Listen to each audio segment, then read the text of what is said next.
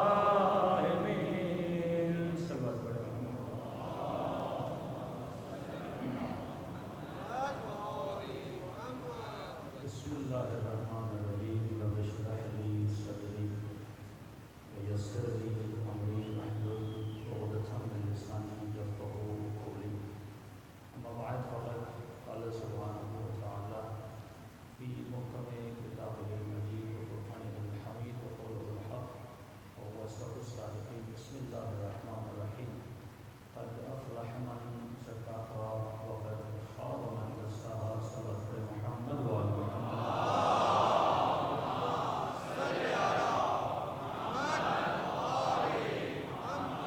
دعا ہے پروردگار عالم ہم سب کی عبادتوں کو اپنی بارگاہ میں قبول فرما دے اور جس مقصد حیات و زندگی کی وجہ سے ان مجالس میں آتے ہیں مقاصد میں بھی ہم سب کو کامیابی نصیب فرما دے. ارشاد ہوا کہ ہر انسان دنیا میں کامیابی چاہتا ہے، مومن ہو، منافق ہو، کافر ہو، ہر انسان چاہتا ہے کہ مجھے دنیا میں سکسیس ملے، کامیابی ملے، اور وہ اپنی پوری زندگی اسی کامیابی کی تقوضوں میں گزار دیتا ہے. چھوٹا سا بچہ ہو، جوان ہو، چاہتے کامیاب ہو جاتا ہے. لیکن کامیابی کیا ہے، یہ اسے کون بتائے گا کہ کامیابی کیا ہے؟ تو کیا جو بتانے والا ہے کیا وہ اس کی عقل ہے یا ہوائے نفس ہے؟ من اتخذ الہہ ہوا. قرآن کہتا ہے کچھ لوگ ایسے ہیں جنہوں نے اپنا اللہ اپنی ہوائے نفس کو بتایا کہ تمہارے وجود میں جو حرکت پیدا ہوتی ہے اس کا موٹو کون ہے. اردو میں کہتے ہیں یا فارسی میں یا عربک میں تمہارا محرک کون ہے، تو تمہارے اندر ایک موٹیویشن کو پیدا کر رہا ہے. تو میں نے مثال دی کہ جتنی بھی ایڈورٹائزمنٹ آتے ہیں وہ محرک ہوتے ہیں.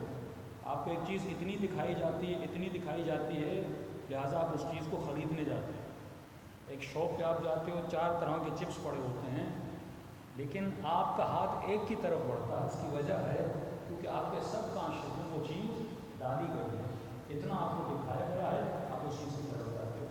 تو اگر میرا موٹو میرا نفس ہے تو میں غلط راستوں پہ چلوں گا اور میرے ساتھ وہی ہوگا جو کربلا میں ابن سعد اور شمر و طارق کے جتنے ناکام لوگ ہیں ان کے ساتھ ہوا. یہ نہیں کہ یزید نے چاہا تھا کہ یزید ناکام بنے، یہ نہیں کہ شمر نے چاہا تھا کہ شمر ناکام بنے، یہ نہیں کہ ابن سعد نے چاہا تھا ابن سعد ناکام بنے. وہ کامیابی کی طرف جا رہا تھا لیکن وہ کامیابی جو اس کی نگاہ میں کامیابی تھی، حسین بن علی کی نگاہ میں وہ چیز کامیابی نہیں تھی. تو اگر میں اپنی فکر کو درست کروں گا تو آٹومیٹیکلی میرے اہداف بھی بدل جائیں گے، میری زندگی کا گول بھی بدل جائے گا. کہ میں نے کہا ہم اس دنیا میں رہ رہے ہیں کہ جس دنیا نے فیک چیزوں کو حقیقت دی ہے اور حقائق کو اس نے فیک بنا دیا. کہ مثال کے طور پہ کرکٹ کا میچ ہوتا ہے تو میں نے کہا پورے بازار روڈ بند ہو جاتے ہیں. ایک جھوٹا ڈرامہ ٹی وی پر چلتا ہے تو روڈوں پہ سناٹا آ جاتا ہے، آج اس کی لاسٹ ایپیسوڈ ہے کہ دیکھا جائے کہ ڈرامے میں کیا ہوتا ہے. لیکن اگر یہی انسان اپنی عقل سے سوچے اچھا میں نے دیکھ لیا تو مجھے کیا ملے گا، میری دنیا کا فائدہ ہے نہیں، میری آخرت کا فائدہ ہے نہیں، میرے دین بنے گا نہیں، تو اس سے مجھے ملے گا کیا؟ تو آپ نے دیکھا اگر غلط فکر انسان کے وجود میں بن جائے تو اس کی دنیا بھی تباہ ہو جاتی ہے، اس کی آخرت بھی تباہ ہو جاتی ہے. تو امام نے فرمایا اگر فکر کو صحیح کرو، لیکن اب سوال یہ ہے کہ میں فکر صحیح کروں تو کیسے کروں؟ بارہا میں مجلسوں میں آتا ہوں، امام حسین کی مجلس سنتا ہوں، لیکن چند دن کے لیے میں اچھا بن جاتا ہوں، پھر میں ویسے کا ویسا بن جاتا ہوں. تو میری اپنی ذاتی موٹیویشن کے لیے کسی ایسی شے کی ضرورت ہے جو ہمیشہ میرے ساتھ رہے اور میں ہمیشہ اپنے وجود میں وہ تعادل پیدا کر سکوں. اور وہ چیز کیا ہے؟ میں نے پرسوں کی مجلس میں آپ کو بتائی تھی، اس کا نام ہے ذکر الموت. جب تک تو ذکر موت نہیں کرتا، جب تک تو موت کو یاد نہیں کرتا، جس کو میں نے معاد بھی کہا تھا کہ امام زمانہ اپنے سسٹم اور سویلائزیشن کو جس چیز پہ قائم کریں گے اس دھاگے کا نام معاد ہے. معاد اسی موت کا تصور ہے، معاد اسی قیامت کا تصور ہے. جب تک انسان کے وجود میں تصور قیامت اور قبر زندہ رہے گا یہ انسان کبھی بھی گناہ نہیں کرے گا. ملا نصیر الدین کا نام آپ نے سنا ہوا ہے، تاریخ میں اس کے کافی لطیفے اور جوکس ہیں. کہتے ہیں ملا نصیر الدین نے ایک دن چاہا کہ قبر میں جا کے دیکھے اور لیٹے کہ پتہ چلے کہ قبر میں ہوتا کیا ہے. تو مولا نصیر الدین قبرستان میں چلا گیا اور ایک قبر کھودی ہوئی تھی، اس میں جا کے لیٹ گیا. کہتے تھوڑی دیر گزری اور مولا نصیر الدین کو کچھ لوگوں کے آنے کی آوازیں آئیں، کچھ گھوڑے آ رہے تھے. تو یہ بیچارہ ڈر گیا، اس نے کہا منکر ہو نکیر آنے والے ہیں. تو فوراً ڈر کے مارے اس قبر سے اٹھنا چاہا. اب اٹھنا چاہا تو کچھ وزیر وزراء تھے جو گھوڑوں سے آ رہے تھے اور قبرستان سے گزر رہے تھے، اور اچانک جیسے یہ قبر سے نکلا تو ان سب نے، گھوڑوں نے جیسے دیکھا ایک بندہ قبر سے نکل رہا ہے تو گھوڑے بھی پریشان ہوئے، اور جتنے سپاہی تھے بیچارے گھوڑوں سے گر گئے. اور جب سپاہیوں کو پتہ چلا یہ مولا نصیر الدین کا کام ہے تو اس کی بڑی ٹھیک ٹھاک انہوں نے پٹائی کی. گھر گیا، بیوی نے دیکھا کپڑے پھٹے ہوئے اور زخمی حالت میں آیا. مولا نصیر الدین کہاں تھے؟ اس نے کہا کہ قبر کا سیر کرنے گیا تھا کہ دیکھوں قبر میں ہوتا کیا ہے.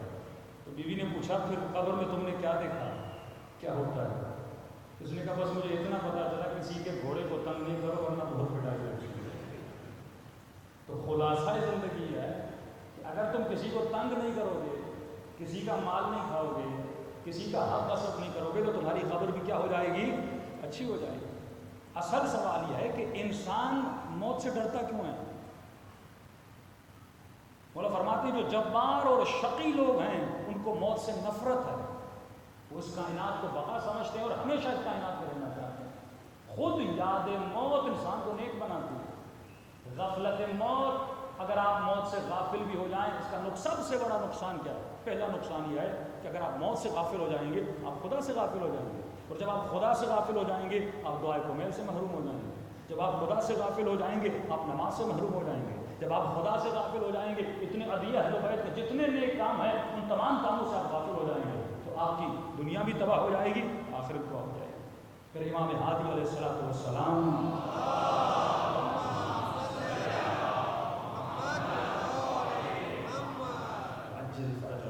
مولا اپنے ایک چاہنے والے کے دیدار کے لیے گئے. پتہ چلا اس کے اوپر سکرات کا وقت بڑا قریب ہے. مولا اس کے سرانے پہنچے، لیکن امام نے کیا دیکھا؟ وہ بہت رو رہا تھا، سہما ہوا تھا، ڈرا ہوا تھا. ظاہر جب انسان کے اوپر سکرات کا وقت آتا ہے خوف تو انسان کے اوپر طاری ہوتا ہے. تو امام نے کہا تو ڈر کیوں رہا ہے؟ کہ مولا میں موت سے ڈرتا ہوں. تو امام اس کو سمجھانے کے لیے ایک مثال دیتے ہیں. امام فرماتے یہ بتا، اگر تیرے بدن پہ زخم، کیچڑ ہو، تنگ زخم ہو، خون لگا ہوا ہو اور تو ان زخموں میں تکلیف کی حالت میں ہو، اگر تو تجھے کہے کہ ایک ایسا خاص پانی ہے اس پانی سے اگر نہاؤ گے تو یہ ساری تکلیفیں کیا ہو جائیں گی؟ ختم ہو جائیں گی، دور ہو جائیں گی. کیا تم نہانا پسند کرو گے اس پانی سے؟ کہ مولا یہ کیسی باتیں ہیں، اگر مجھے پتہ چلے میرے زخموں کا علاج، میرے جسم پہ لگی کیچڑ اور نجاست کا علاج ایک پانی کے اندر ہے میں کیوں نہیں نہاؤں گا؟ امام نے فرمایا تو یہ موت جو ہے وہ پانی ہے. دنیا کی جتنی تکلیفیں ہیں، دنیا کی جتنی پریشانیاں ہیں، جب مومن کو موت آتی ہے موت کے ذریعے سے وہ ساری پریشانیاں کیا ہو جاتی ہیں؟ دھل جاتی ہیں. لقاء اللہ کی طرف جا رہا ہے، پروردگار عالم کی طرف جا رہا ہے. اور معصومین فرماتے ہیں نیک انسان کی طرف جب ملک الموت آتا ہے فرماتے ہیں وہ اتنی حسین شکل میں آتا ہے 40 ماؤں سے زیادہ وہ اس مومن سے پیار کرتا ہے کہ جب پہلی نگاہ اور جھلک میں انسان اسے دیکھے گا اور اس کا عاشق بن جائے گا، کہے گا میں ہمیشہ اسے دیکھتا رہا. جو علی والا ہے اسے تو موت سے ڈرنا نہیں چاہیے، لیکن غفلت موت کیا کرتی ہے؟ انسان کو معرفت النفس روکتی ہے. جس انسان کو پتہ چل جائے کہ ایک نہ ایک دن مجھے دنیا سے جانا ہے، پھر وہ اپنی دنیا کے لیے محنت نہیں کرے گا، وہ اپنی آخرت کے لیے محنت کرے گا. تبھی آپ خیال امام حسین ہیں، امام حسین کس کو یاد کر رہے ہیں؟ موت کو یاد کر رہے ہیں. جناب قاسم کس کو یاد کر رہے ہیں؟ موت کو یاد کر رہے ہیں. تو اگر یاد موت ہو تو انسان کے نفس کی معرفت بھی بڑھ جاتی ہے، جس سے انسان کی دنیا میں سدھار آتا ہے، انسان کی آخرت بھی سدھر جاتی ہے. سب بات پڑھے محمد والا.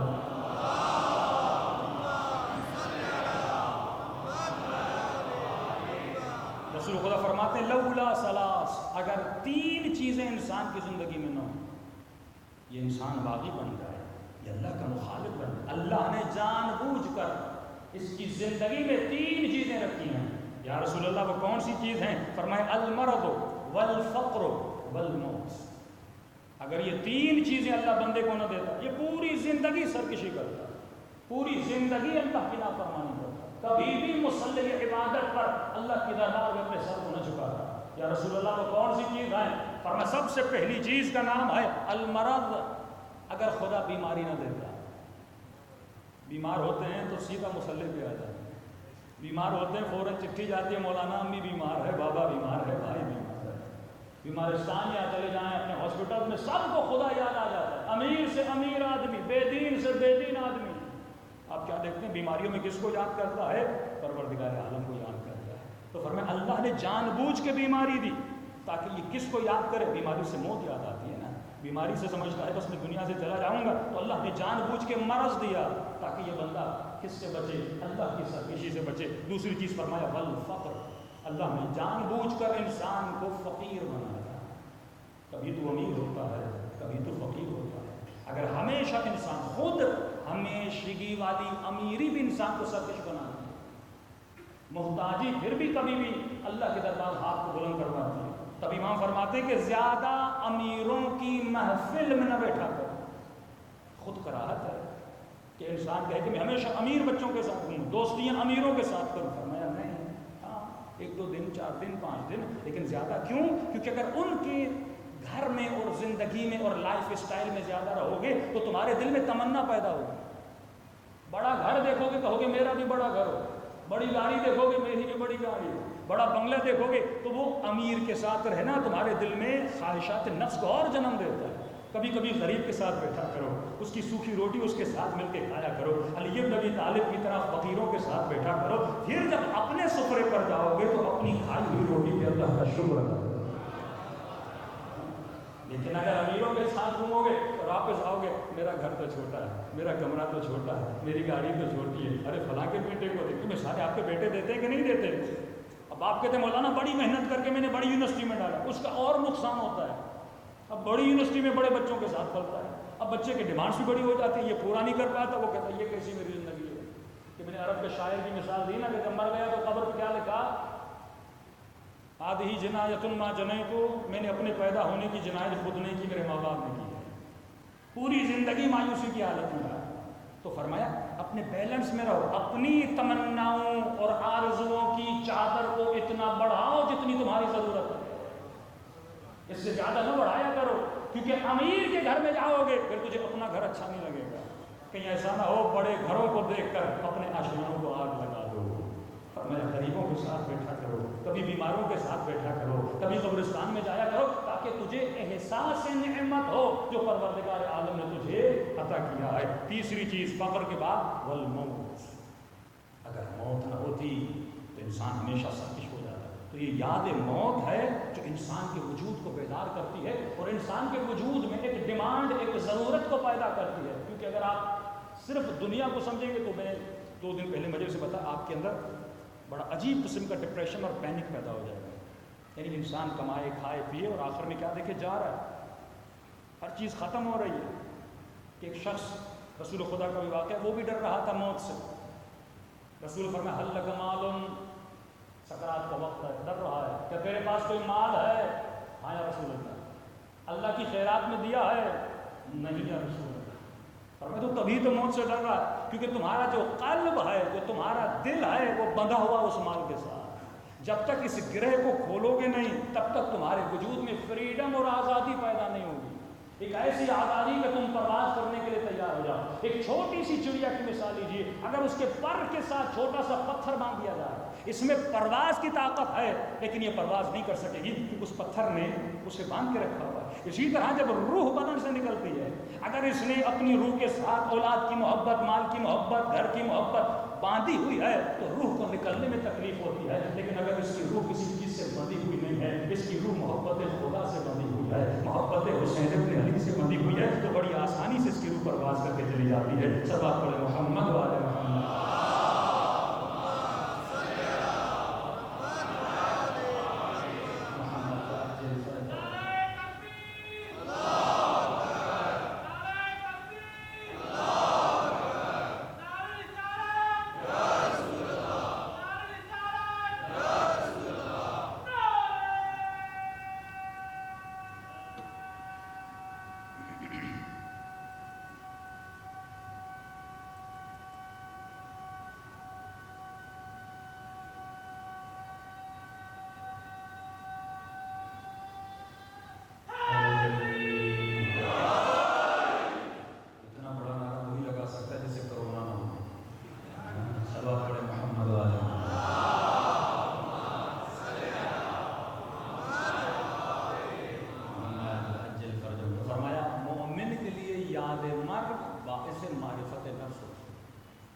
جتنا موت کو یاد کرتا ہے اتنا اپنی زندگی کو سدھارتا ہے.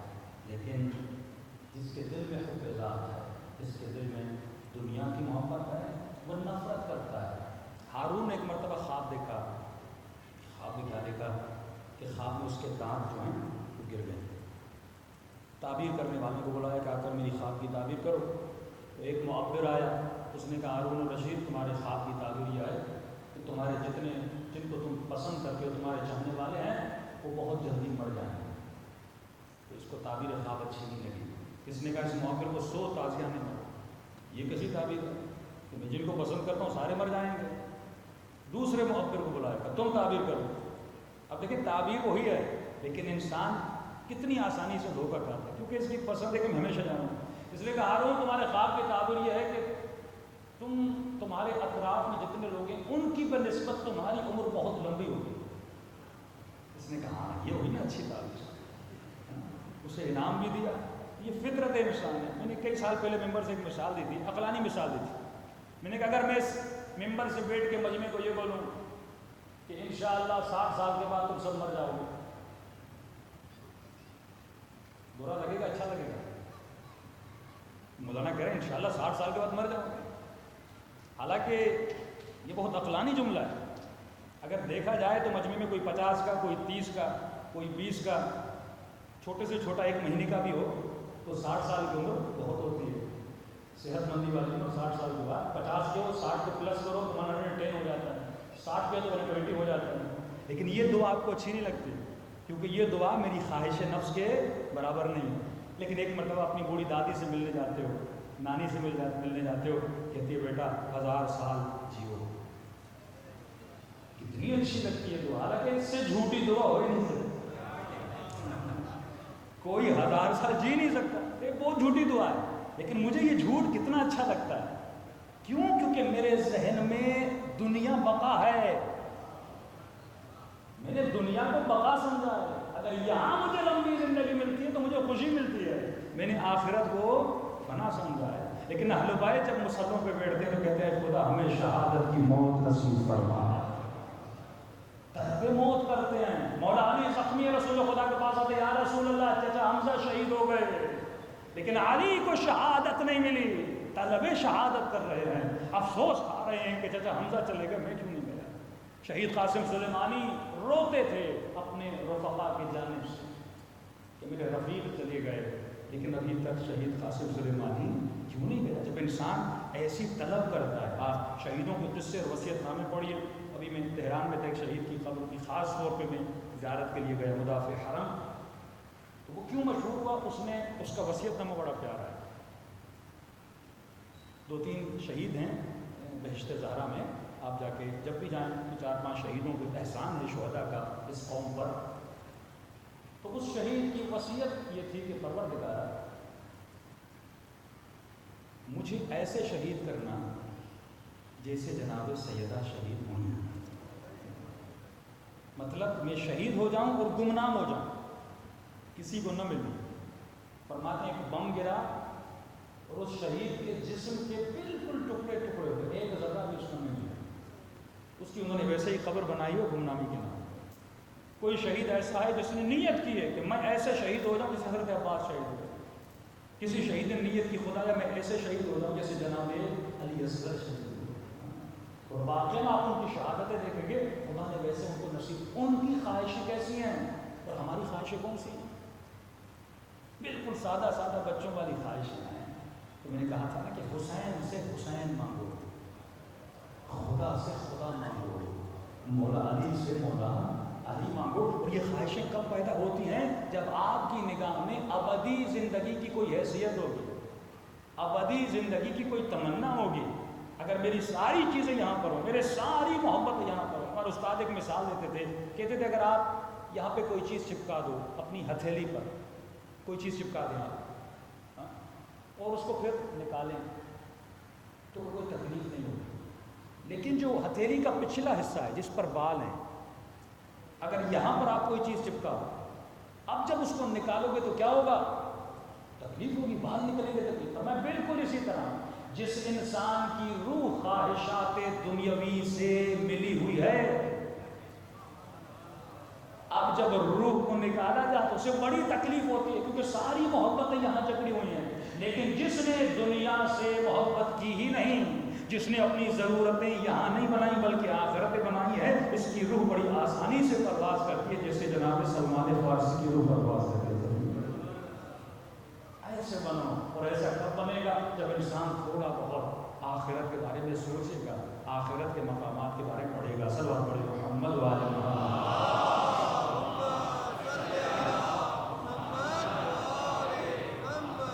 رسول خدا فرماتے ہیں کہ دنیا زندگی اور دنیا آخرت کی مثال ایسے ہے، مثل ما یجعل اصابعکم فی الماء، اس کی مثال ایسے ہے جس طرح تم اپنے ہاتھ کو پانی میں ڈالتے ہو اور ڈالنے کے بعد ہاتھ کو باہر نکالو، جتنا پانی تمہاری انگلیوں کو لگ چکا ہے یہ دنیا ہے، اور جس چیز میں تم نے ہاتھ ڈالا تھا وہ کیا ہے؟ وہ آخرت ہے، وہ دریا ہے، وہ سمندر ہے، وہ ابدی زندگی ہے۔ تو عموماً اصل جو لذت ہے وہ لذت اخروی ہے۔ دنیا آئینہ آخرت ہے، یہاں تجھے آئینہ دکھا جاتا ہے، لیکن حقیقی لذت تجھے کہاں ملتی ہے؟ وہاں ملتی ہے۔ شہید مطہری اپنی کتاب میں لکھتے ہیں، آیت اللہ مرزا شیرازی کا میں نے ایک جملہ کل آپ کو سنایا تھا نا، کہ ان سے کہا گیا کہ اگر آپ کو پتہ چلے کہ ایک ہفتے میں آپ مر جائیں گے تو آپ کیا کریں گے اس ایک ہفتے میں؟ اب یہی سوال آپ خود سے کریں، اگر مجھے پتا چلے کہ میں ایک ہفتے میں دنیا میں نہیں رہوں گا تو میں سب سے پہلا کام کیا کروں گا؟ سیدھی بات ہے، کسی سے پیسے لیے واپس کروں گا، قضا نمازیں پڑھنا شروع ہو جاؤں گا۔ اب 6 دن ہوں، اگر 2 مہینے کے روزے قضا ہوں تو وہ ادا کیسے ہوں؟ 6 دن باقی ہوں اور 2 سال کی نمازیں قضا ہوں تو وہ ادا کیسے؟ کچھ چیزیں ایسی ہیں کہ ٹائم فریم میں ادا ہوتی ہیں، ادا نہیں ہو، زیادہ سے زیادہ وصیت لکھ لوں گا بھائی مر جاؤں تو میری یہ نمازیں اتنی قضا ہیں، میرے روزے اتنے قضا ہیں۔ لیکن آغا مرزا شیرازی نے کیا جواب دیا تھا؟ فرمایا میرے لال 6 دن تو کیا، اگر 1 دن بھی مجھے مہلت ملے تو میں ایسی ہی زندگی گزاروں گا جیسی زندگی ابھی تک گزار رہا تھا۔ تمہاری ڈیلی بیسس پہ زندگی ایسی ہو جیسی پروردگار عالم نے کہی ہے۔ اس کا مطلب 100% ایک فوجی کی طرح انسان کو موت کے لیے تیار رہنا چاہیے، کہ جب بھی مجھے بلاوا، میں یہ نہ کہوں تھوڑی دیر کے لیے رک جائیے میں تیاری کر لوں، فوراً میں جناب ملک الموت سے ملنے کے لیے چلا جاؤں، حضرت علی بن ابی طالب کے لیے قدموں کو اٹھانا شروع کر دوں۔ تبھی فرمایا اے انسان، جیسا اخلاق جیسی رفتار تمہاری دنیا میں ہوتی ہے ویسا ہی تجھے وہاں دکھایا جاتا ہے۔ آغا مرزا شیرازی فرماتے ہیں ایک رات میں خواب کے عالم میں دیکھتا ہوں، کیا دیکھتا ہوں کہ میں مر چکا ہوں، میری روح میرے بدن سے جدا ہو چکی ہے اور لوگ مجھے قبرستان کی طرف لے جا رہے ہیں، میرے جنازے کو قبر میں لٹایا جاتا ہے، لٹانے کے بعد جب وہ واپس چلے جاتے ہیں میں نے کیا دیکھا؟ ایک سفید رنگ کا کتا ہے جو میری قبر میں آ رہا ہے۔ اور مرزا شیرازی فرماتے میں نے بہت تنہائی کا احساس کیا، ایک رعب، ایک وحشت، ایک دہشت میرے وجود میں طاری ہو گئی، اور میں سمجھ رہا تھا کہ میں جو اپنی زندگی میں اپنے شاگردوں کے ساتھ اپنے گھر میں جو سختی کرتا ہوں اس سختی کا نتیجہ ہے یہ کتا، یہ میرے اخلاق کی سختی کا نتیجہ ہے جو میری طرف آ رہا ہے۔ لیکن فرماتے میں نے زندگی میں اہل بیت سے تبسم بہت کیا تھا، بس یہ میرے قریب آ رہا تھا، میں نے دل ہی دل میں اپنے آقا امام حسین کو یاد کیا، اتنے میں کیا دیکھا امام حسین کی میری قبر میں آ۔ اور فرماتے ہیں مرزا شیرازی اس سے تجھے ڈرنے کی ضرورت نہیں ہے، ہم اس سے تجھ سے دور کر دیں گے۔ یعنی اہل بیت نے، یہ وہ انسان ہے جو پوری زندگی کوشش کر رہا ہے کہ اپنے وجود کو سدھاروں، لیکن کوشش کے باوجود اس کے اندر کوئی عادت ہے جس کا اسے احساس نہیں ہے، تو اہل بیت خواب کے ذریعے سے اسے ریئلائز کروا رہے ہیں کہ ایسا نہ ہو تم مر جائے وہ عادت تمہارے اندر باقی رہے، خواب کے ذریعے سے ریئلائز کر رہے ہیں کہ یہ عادت اپنے وجود سے نکال دے۔ فرماتے ہیں اس دن میں اٹھا، اس دن کے بعد وہ عادت میں نے اپنے وجود سے کیا کر دی؟ نکال دی۔ کہ اہل بیت پھر مدد بھی کرتے ہیں، راہ بھی ہموار کرتے ہیں، از تو حرکت از خدا برکت، تو 2 قدم اہل بیت کے راستے میں بڑھاتا ہے، اہل بیت 10 قدم تمہارے طرف بڑھاتے ہیں۔ صلوات پڑھیں محمد وعلى محمد۔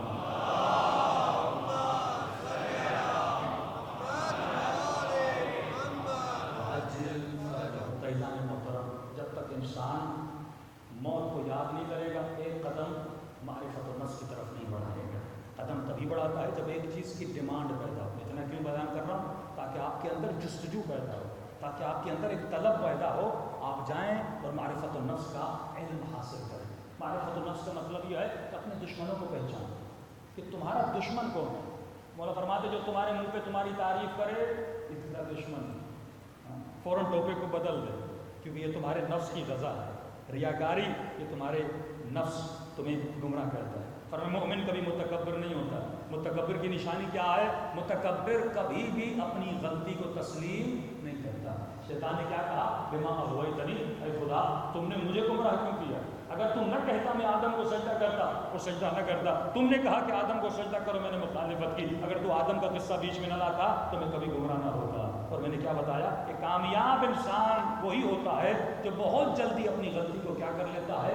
ایکسیپٹ کر لیتا ہے. جو غلطی کو ایکسیپٹ نہیں کر لیتا. بیوی بول دے آپ کا اخلاق مجھے اچھا نہیں لگتا، آپ کی رفتار اچھی نہیں، ایکسیپٹ کر لو کہ ہاں میرے اندر یہ غلطی ہے. بیٹا بولے بابا آپ کی یہ چیز مجھے اچھی نہیں لگتی، آپ بیٹے کو بولے میرے لال یہ چیز مجھے اچھی نہیں لگتی. اگر ایسا کردار ہو جائے تو آٹومیٹیکلی ہم اپنے اندر اپنے وجود کے کو ڈیولپ کرتے جائیں گے، اپڈیٹ کرتے جائیں گے، اپنی غلطیوں کو سدھارتے جائیں گے. اور جیسے جیسے غلطیاں سدھرتی جائیں گی گھر میں دوستیاں بڑھتی جائیں گی، میاں بیوی کے تعلقات بہتر ہوتے جائیں گے. لیکن آج ہوتا کیا ہے؟ بیوی شوہر کو بولتی یہ چیز اچھی لگتی، وہ کہتا ہے تیرا کیا جائے، جیسی میری مرضی ویسی میں زندگی گزاروں گا. پھر ہمارے اندر اور فیمنزم کے نعرے میں تو کوئی فرق نہیں رہا. میرا جسم میری مرضی، جسم بھی خدا کا ہے، مرضی بھی پروردگارے عالم کی چلے گی. تو خدا کی مرضی کب چلتی ہے؟ جب تو اپنے لیے کوئی آئینہ بناتا ہے. آج مومن کے پاس شیشے کا آئینہ تو ہے لیکن مومن کے پاس کسی مومن کا آئینہ نہیں ہے. بیوی کو اپنا آئینہ بنا، بیٹے کو اپنا آئینہ بنا، کسی متدین پرہیزگار انسان کو اپنا آئینہ بنا. پوچھئے اس سے کہ آپ مجھے جانتے ہیں، اتنے دن آپ میرے ساتھ رہے ہیں، آپ میرے دوست ہیں، آپ میرے معاملات کو جانتے ہیں، کوئی ایسی چیز ہے جو میری آپ کو بری لگتی ہے؟ ظاہر ہے امام زمانہ تو ہمیں نظر نہیں آ رہے کہ میں مولا سے جا کر پوچھوں مولا میری کون سی عادت ہے جس کو میں سدھاروں. اب امام نہیں ہے لیکن کوئی متدین، کوئی عادل انسان تلاش کرو جسے کہو میری کون سی عادت آپ کو بری لگتی ہے، آپ یہ سمجھتے ہیں اس عادت کو سدھارنا چاہیے. اور جیسے وہ مومن کہے اپنی عادت کو کیا کرو؟ ایکسیپٹ کرو. اور جیسے ایکسیپٹ کرتے جاؤ گے تمہارے وجود میں اچھی عادتیں بڑھتی جائیں گی. اور جیسے جیسے اچھی عادتیں بڑھیں گی یہ وجود کیا ہو جائے گا؟ نورانی ہو جائے گا. لیکن اگر کوئی میری بری عادت بتائے، اگر شیشہ آپ کو بتائے کہ آپ کے منہ پہ کالک ہے، کیا آپ شیشے کو توڑتے ہیں؟ شیشے کو مارتے ہیں آپ کہ مجھے کیوں دکھا رہے ہو؟ آپ اور شیشے کو صاف کرتے ہیں کہ تو کلیئر دکھا کہ میرے فیس پہ کوئی کالک نہ ہو. کیونکہ جسم کی ویلیو میری زندگی میں آئے، روح کی کوئی ویلیو نہیں ہے. اگر کوئی روحانی عیب بتاتا ہے میں سدھارنے کے لیے تیار نہیں ہوتا. تو میرے عزیز ہر مومن کے لیے ضروری ہے. اور بہترین آئینہ بیوی شوہر کا ہے، شوہر بیوی کے لیے ہے. وہیں پہ آپ کے گھروں میں سکون ملتا ہے، آپ کی اولاد ہے. اور واقعاً اگر یہ تربیت ہمارے گھروں میں آ جائے تو ہماری دنیا اور آخرت آباد ہو جائے. سب آپ پڑھے محمد والے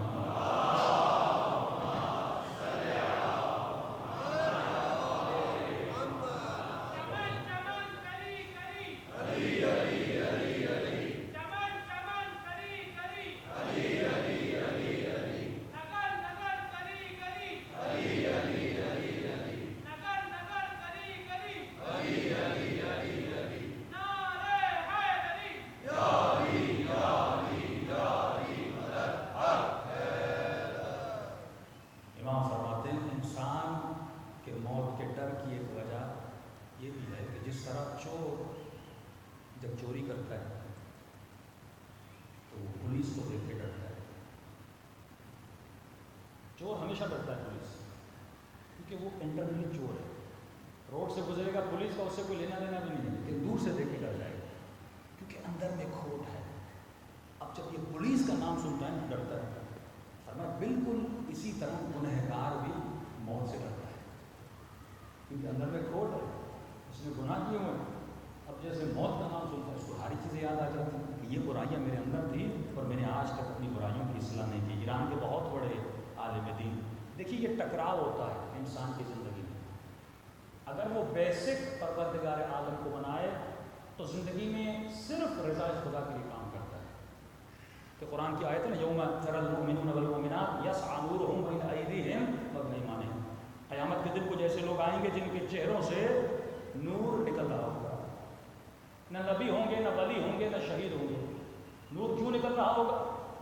اور اسے پوچھا جائے گا، کہیں گے ہم نے دنیا میں لوگوں نے ہم سے نفرت کی لیکن ہم نے کسی سے نفرت نہیں کی. دشمنیاں کی، ہم نے دشمنی نہیں کی. ہم نے اسی سے نفرت کی جس نے اللہ سے نفرت کی. ہم نے اسی سے محبت کی جس نے اللہ سے. یعنی میرے تمام تر ریلیشن شپ کا تعلق کس سے ہے؟ پروردگار اللہ سے. میاں بیوی میں جھگڑا کیوں ہوتا ہے؟ یہ عورت شوہر سے تب تک محبت کرتی ہے جب تک شوہر اس سے محبت کرے. کل کسی مومنہ نے کہا مولانا آپ نے دوسری شادی کی بات چھیڑ دی. اور کئی ایسے واقعات ہماری زندگی میں آئے, طلاقیں ہو گئی, جھگڑے ہو گئے. جیسے اس نے دوسری شادی کی, اس خاتون کے دل میں شوہر کی نفرت پیدا ہو گئی. وہی خاتون جو بے انتہا محبت کرتی تھی اب نفرت کرنے لگی. کیوں؟ کیونکہ محبت اللہ کی خاطر نہیں تھی, اپنی ذات کی خاطر. جب ہمارے تعلقات اللہ کی خاطر ہوں پھر نفرتیں پیدا نہیں ہوتی. اسی طرح دوستیاں, مال کی خاطر دوستی ہے, تعلقات کی خاطر دوستی ہے. ایک صاحب سے آپ کی بڑی دوستی, ایم پی اے, ایم این اے, کسی پوسٹ پر, اور جیسے پوسٹ چلی جاتی ہے دوستی بھی ختم ہو جاتی ہے. تو اگر زندگی کے سارے تعلقات پروردگار عالم, معیار پروردگار عالم ہو تو انسان کی زندگی برکت آتی ہے. آیت اللہ عثمان انصاری بہت بڑے مرجع اپنے زمانے کے, ان کی زوجہ ان کے پاس آئی تھی اور کہا کہ ایک دو ہفتے کے بعد میری سہیلی کی شادی ہے, رشتہ دار ہیں, اور میں وہاں جاؤں گی تو میرے پاس کچھ ہے نہیں, تو آپ میرے لیے کنگن لے لیں یا چوڑیاں لے لیں سونے کی کچھ. انصاری نے کہا میرے پاس تو پیسے نہیں, ابھی میں کہاں سے لوں؟ انہوں نے کہا آپ تو ہمیشہ یہی بولتے ہو پیسے نہیں ہیں, پیسے نہیں ہیں. مجھے پیسے چاہیے. جس مرجع کے کمرے میں, آفس میں, دفتر میں ملینز خمس کے پڑے ہوتے تھے لیکن وہ خود استعمال نہیں کرتے تھے. جورابیں سیتے تھے سردی کے موسم کے لیے اور ان کو بازار میں بیچتے تھے, ان سے جو ان کا پیسہ آتا تھا اس سے اپنی زندگی چلاتے. انہوں نے کہا بیوی صبر کرو, ابھی 2 مہینے صبر کرو, میں نے ساری چیزیں سی دی ہیں, مارکیٹ میں بیچ دوں گا, پیسے آ جائیں گے, تمہارے لیے کنگن لے لوں گا. لیکن صبر آئے تو کہاں سے آئے؟ اس نے کہا مجھے چاہیے تو چاہیے. اب بیوی نے ضد کی, اب انصاری پریشان ہو, کرے تو کیا کریں؟ یہ مسائل مراجے کے گھر میں بھی ہوتے ہیں, صرف عام لوگوں کے گھروں میں یہ چک چک اور یہ مسائل نہیں ہوتے. تو بیوی نے کہا کہ میں آپ کو ایک سلوشن بتاتی ہوں. اب ظاہر مرجع کی بیوی ہے تو پڑھی لکھی ہوگی نا, فقہی مسائل سے آشنائی ہوگی. اس نے کہا میں آپ کو ایک راستہ بتاتی ہوں. کہا کون سا راستہ؟ اس کا راستہ یہ ہے کہ اتنا خمس پڑا ہوا ہے, مال امام پڑا ہوا ہے, تو قرضہ لینا تو حرام نہیں ہے نا. آپ قرضے کے طور پہ اتنے پیسے اٹھا لیں جتنے کہ آپ کی جورابیں مثلاً جو آپ نے سی ہیں یہ بکیں گی, اس سے آپ میرے لیے لے لیں, اور جب آپ بیچ دیں تو پیسے وہیں پہ واپس رکھ لیجیے گا. آپ آقا انصاری کہتے ہیں میں پھنس گیا, کرو تو کیا کروں؟ مشورہ بھی شرعاً کوئی اشکال نہیں تھا اس مسئلے میں, قرضہ لینا جائز ہے. تو میں نے کہا چلو ٹھیک ہے کر لیتا ہوں. آقا انصاری کہتے ہیں میں گیا, اس کمرے میں چابی لگائی, کمرہ کھولا, مال امام کو گنا, پیسے کتنے کیا ہیں حساب کتاب کیا, اتنے پیسے میں نے اٹھانا چاہیے. اب جس کے اندر معرفت النفس ہو اس کو خدا دیکھیے کیسے بچاتا ہے. علم النفس و معرفت النفس کہ مجھے اپنی آخرت کو کیسے بچاتا ہے. اچانک آقا انصاری فرماتے میرے اندر سے آواز آئی, میرے ضمیر کی آواز آئی.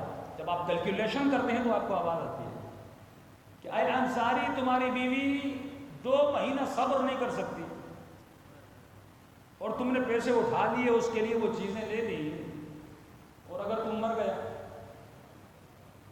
کیا اتنی سخی ہے کہ کنگن بیچ کے تیرا قرضہ ادا کرے؟ اس نے کہا میں اپنی بیوی کو بہتر جانتا. میں نے کہا نہیں یہ کنگن نہیں بیچے گی, جو 2 مہینہ صبر نہیں کرتی سونے کے کنگن کون بیچے؟ کل میں نے کہا تھا نا وصیت کی باپ نے کہ مولانا جب میں مر جاؤں تو اتنے پیسے میری قضا نمازوں کے لیے پڑھا دیجیے گا. مولوی نے بیٹوں کو پیسے دو, بیٹے نے کہا جب باپ نے نہیں پڑھی تو ہم کیوں پڑھائیں؟ مرنے کے بعد کسی کا کوئی بھروسہ نہیں, اپنی زندگی میں سب کچھ کر کے جا. کہتا میں نے پیسے وہیں رکھے, دروازہ بند کیا, گھر آ گیا. بیوی خوش تھی کہ پیسے لاؤں گا. کہ انصاری پیسے لائے؟ میں نے کہا نہیں لایا. کہ کیوں نہیں لایا؟ کہ کل مر جاؤں گا, تم ادا کرو گی. بیوی چپ ہو گئی. اس نے کہا اگر تو ناراض ہوتی ہے تو ہو جائے, میں امام زمانہ کو ناراض نہیں کروں گا. اصل رضا رضا پروردگار عالم. انسان کی زندگی کی ساری کیلکولیشن قیامت کے بیس پر ہوں, ساری کیلکولیشن معاد کے بیس پر ہوں کہ میں جو کر رہا ہوں قیامت میں کیا ہوگا. گاڑی لے رہے ہو, گھر لے رہے ہو, شادی کر رہے ہو, اگر دنیا کو دیکھ کر کرو گے تو دنیا یہ کہے گی حسین ہو, بڑی فیملی ہو, مالدار ہو, یہ خیالات ذہن میں آتے ہیں نا، یہ دنیا کے خیالات ہیں، لیکن اب قیامت کو ذہن میں رکھو تو وہی خیال آئے گا جو علی بن ابی طالب کے ذہن میں آیا تھا۔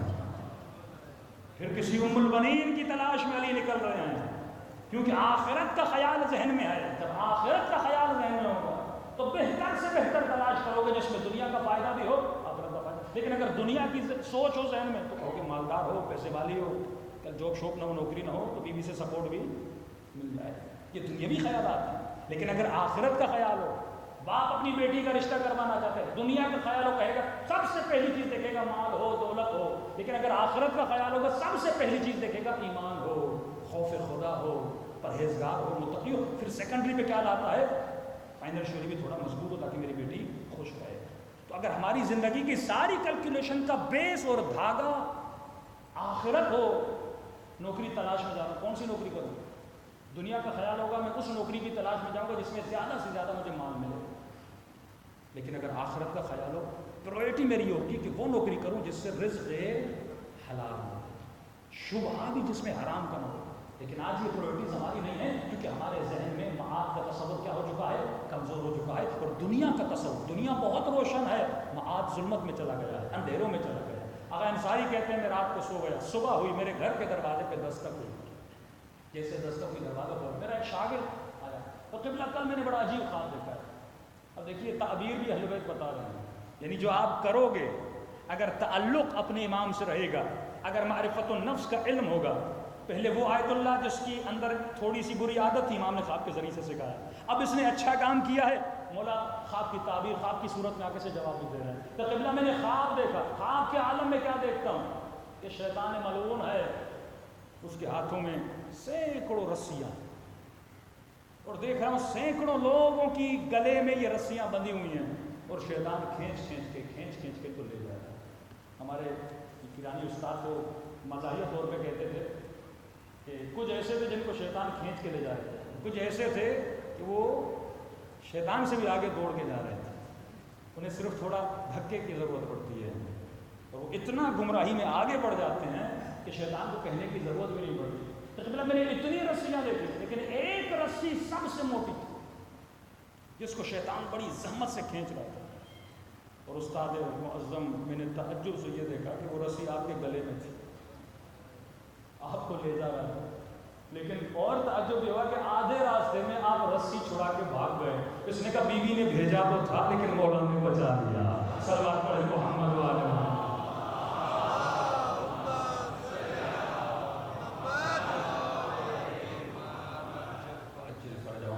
اگر اسی طرح قریبی تعلق رہے اہل بیت کے ساتھ، انسان محسوس کرے کہ یہ دنیا مقام فنا، ہر چیز اس دنیا میں فنا ہو جائے گی، اور بقا کس کو ہے؟ بقا میری روح۔ دنیا میں جو بھی ڈیسیجن ہو، وہ بزنس کا ڈیسیجن، بیٹے کی شادی، بیٹی کی شادی، کہیں پہ بچے کو ایجوکیشن کے لیے بھیج رہے ہو، بیٹی کو یونیورسٹی میں بھیج رہے ہو، ہر وہ کام کرو جس میں پہلے پرائرٹی یہ رکھو اس کی آخرت ہے، صرف دنیا کا نہیں رکھو، کیونکہ سب سے بڑی ڈیوٹی ایک والد کی یہ ہے کہ اپنے بیٹے کی آخرت کو کیا کرے؟ بچائے۔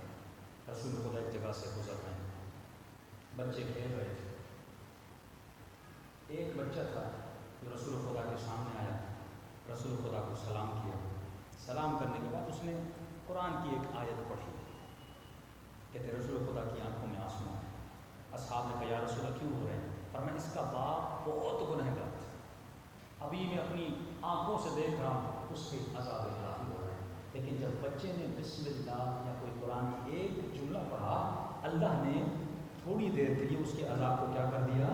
ختم کر دیا۔ اتنا گنہگار تھا لیکن عذاب اس لیے ختم کیا کیونکہ اس نے اپنی زندگی میں بیٹے کو ایک لفظ اچھا سکھایا۔ تو یہ اولادیں آپ کی زندگی کا ذخیرہ ہے، جس کو کہتے ہیں صدقہ جاریہ، یعنی میں زندہ ہوں تو نمازیں پڑھ رہا ہوں، میرے نام اعمال میں لکھی جائے، لیکن ہر مومن جب مر جائے گا نام اعمال بند ہو جائے گا۔ لیکن معصوم فرماتے ہیں کچھ چیزیں ایسی ہیں چھوڑ کے جا کہ تمہارے جانے کے بعد پھر بھی تمہارے نام اعمال میں چیزیں لکھتی رہیں۔ مولا وہ کون سی چیز ہے؟ اور میں سب سے پہلی چیز ولد الصالح ہے، ایک صالح بیٹا تیار کر، ایک صالحہ بیٹی تیار کر، اور جب تک وہ نمازیں پڑھتی رہے گی تمہارے نام اعمال میں ثواب آتا رہے گا۔ صلوات پڑھے محمد و آل محمد۔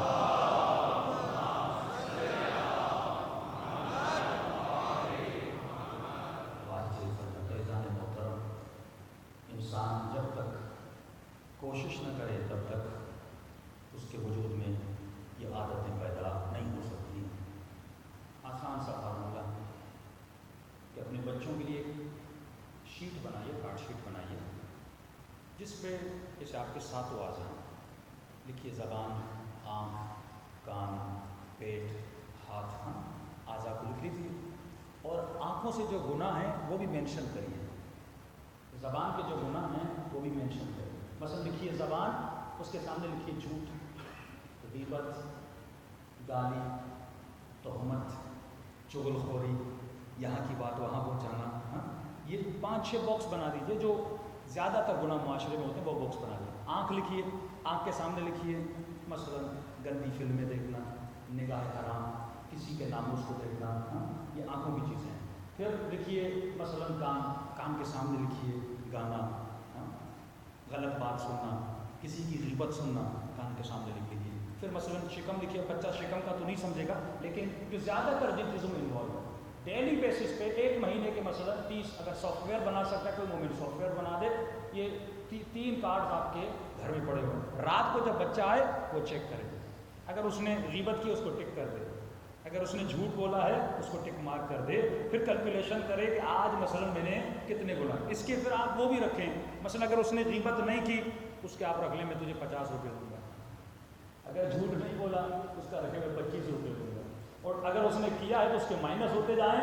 اگر اس نے اچھا کام کیا ہے تو آپ اس کو کوئی انعام لے کر دیں. تو بچپن سے جب بچہ کرے گا تو کیا ہو جائے گا، اس کے اندر آپ اچھی اچھی عادتوں کو پیدا کر دیں. ایسی چارٹ شیٹس بنائیں، ایسی چیزیں بنائیں جس سے بچوں میں اصلاح پیدا ہو. حاتم طائی جو بہت سخی تھا، جب حاتم سے پوچھا کہ حاتم اور بھی عرب ہیں لیکن تمہارے وجود میں اتنی سخاوت کہاں سے پیدا ہو؟ تو کہتا ہے میری سخاوت کا نتیجہ میری ماں کا ایک عمل ہے.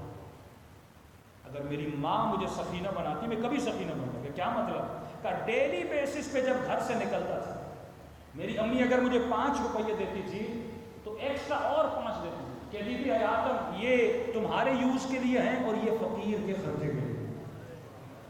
بچپن سے عادت پڑ گئی جتنا میں اپنے اوپر خرچہ کروں اتنا میں فقیروں کے اوپر خرچہ کروں. اور اللہ نے مجھے اتنا دیا ہے آج اپنی ذات پہ بھی خرچہ کر رہا ہوں، فقیروں پہ بھی خرچہ کر رہا ہوں. تو ایک حاتم طائی اگر سخی بن رہا ہے تو ماں باپ کی وجہ سے سخی بن رہا ہے. تو بچوں کو اگر بچپن سے ڈیولپ کریں گے تو وہی جذبہ پیدا ہوگا جو کربلا کے بچوں کے دلوں میں جذبہ تھا. تو پوچھا قاسم کیف عندک الموت؟ فرمایا چچا احلا من العسل، شہد سے زیادہ میٹھی ہے. تو یہ ہمارے ہاتھ میں ہے کہ ہم وہ کوزہ گر ہیں. اس طرح ایک کوزہ بنانے والا، مٹکے بنانے والا مٹکے بناتا ہے. یہ بچے آپ کے وہ ہیں، جیسا تم بناتے ہو ویسا ہی تمہیں آخرت میں اجر دیا جائے گا. یہ دلوں کو کربلا لے جائیں اور دعا کریں کہ پروردگار دن بڑی تیزی سے گزر رہے ہیں. ہر روز مجلس سے ہمیں کوئی نورانی فضا عطا کر اور ہمیں ایسا بنا جیسا ہمارے امام زمانہ ہمیں دیکھنا چاہتے ہیں. السلام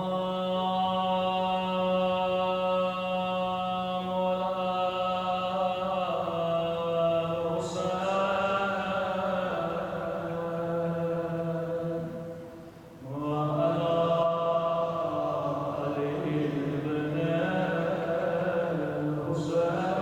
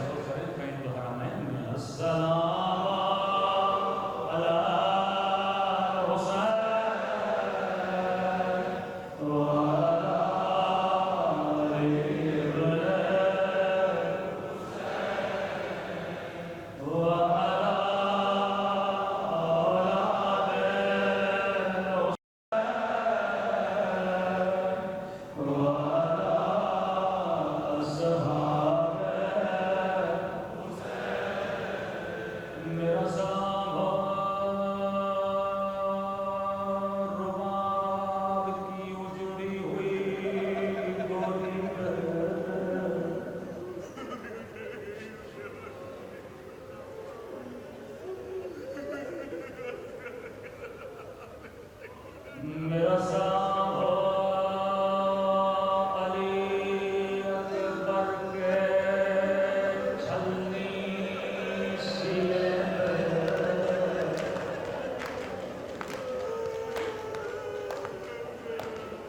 میرا سلام ہو زینب کی زخمی تلائیوں پہ،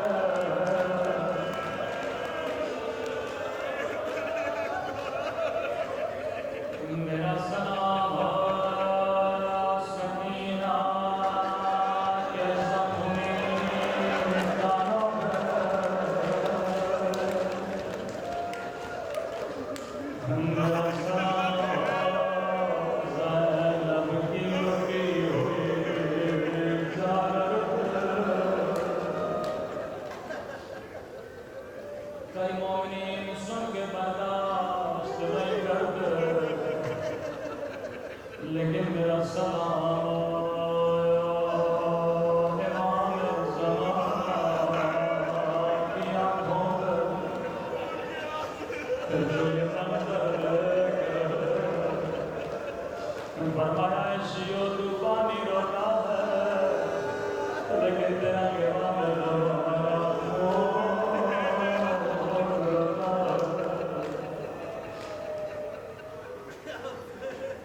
میرا سلام علی کی بیٹی زینب کو۔ آگے آج خدا کو بھی زینب کی مصروریت کا واسطہ فرمایا جب بھی آنکھوں میں آنسو ہوں میرے ظہور کے لیے دعا کیا کرو کہ مولا کون سا واسطہ دے کہ خدا کو میری پھوپھی زینب کا آواز دے خدا جنازہ کبھی دل نہیں کرتا۔ اب ذرا سنو بی بی زینب کتنی مظلومہ تھی، جب بیوی کی عمر 4 برس سے اماں کی ٹوٹی ہوئی پسلیاں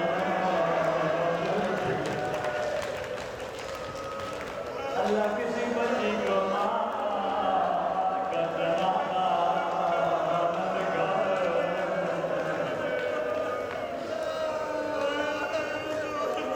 بچپنے سے زینب کی تیاری شروع ام الحسن زینب عقیلۃ العرب زینب، بچپنے میں اماں کے زخموں پہ مرہم رکھا، جیسے جوانی آئی اسی بی بی زینب نے علی کے سر نظر بدل کی،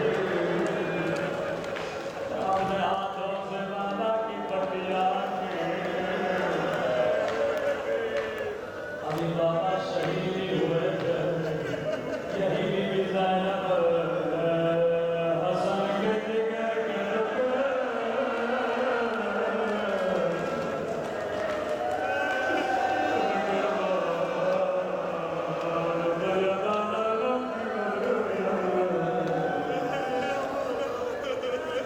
اپنے بھائی کو سفید کفن پہنایا،